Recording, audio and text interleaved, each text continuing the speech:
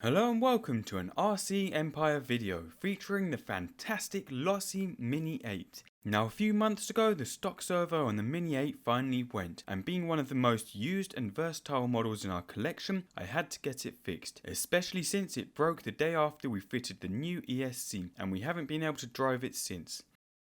So in this video we will be taking a look at what servo we've chosen, how to fit it, and taking a little look at it in action in a static test. Now there are a few options for an upgraded servo that will fit the Mini 8, but the one we've decided to go with, and one which I hope will be a direct replacement for the stock one, is the Hitec HS-5245MG Mini servo.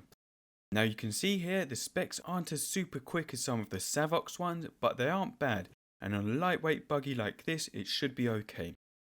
It's also metal geared, digital, and costs around £30. Now in the box, we firstly have a number of servo horns and the standard servo bits and pieces you normally get, as well as a few stickers.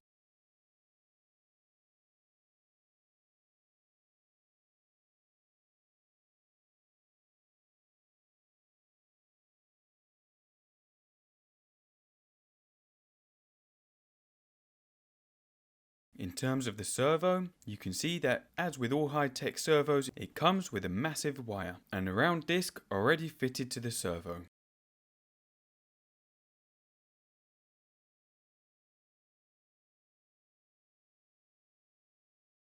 If we quickly compare it to the stock servo, you can see in terms of size it's pretty much the same.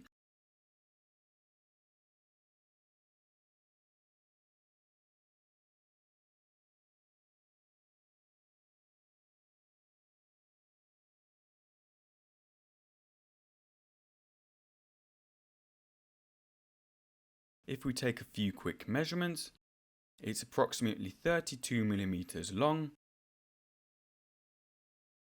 31mm high at that point, around 38.5mm high with the servo horn and screw, and approximately 17mm wide. And the center points of the screws are around 8mm apart. Apart from that, you've got the cable, which is around 25mm long. The first thing we need to do is remove the old servo from the mounting bracket.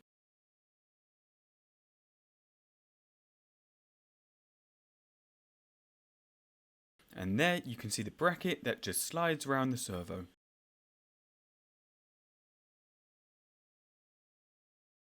Taking this new servo, you just need to slide it in, and it seems to be an almost perfect fit. It actually seems like the bracket is a bit too long for this servo, so I think we'll need to squash it in a bit.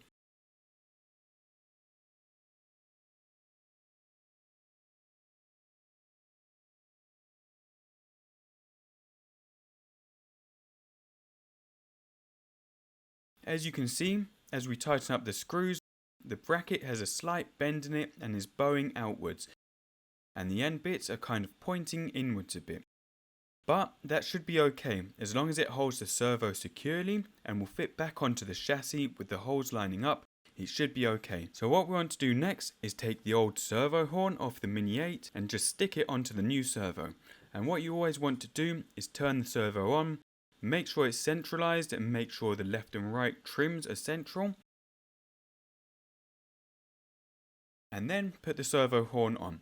And when you come to connect it, make sure the wheels are straight and everything should line up. Now all that's left to do is fit everything back in place.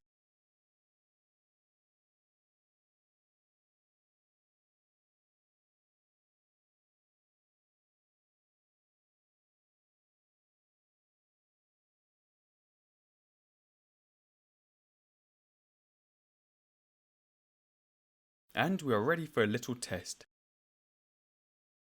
It's definitely not the fastest or most precise servo we've seen. For example, if you look at the Savox one we fitted to our TTO2 race build, you can see the wheels pick up every single little movement in the transmitter wheel. And actually, I think there are Savox mini servos out there which are much quicker than this, but for bashing around, it looks okay.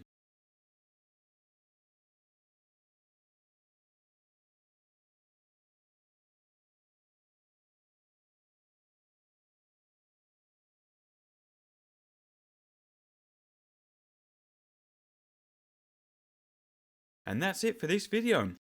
With everything now working, in the next few videos we'll be hitting the track and giving the new motor, ESC and servo a good test run, so keep an eye out for that. And we'll also do a speed run and see how it compares to the 29 miles per hour stock setup on 3S.